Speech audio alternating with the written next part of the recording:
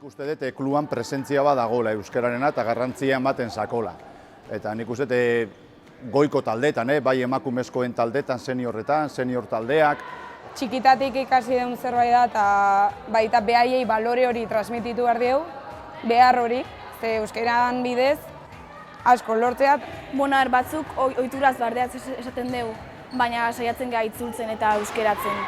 Ze, eskubaloia azken baten telebistan botatzen danen, gazteleraz izaten da, oso gutxitan ikusten dugu euskal telebistan, orduan oso zaila izaten zait.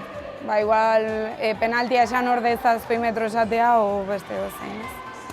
Eta orain oso errez ertetzen digu, doble espasos oso errez ertetzen do. Ohitura horiek aldatu beharko genituzke. Baina niretako garrantzitsuna da beste giro guztia, taldearen inguruan dagoen giroa.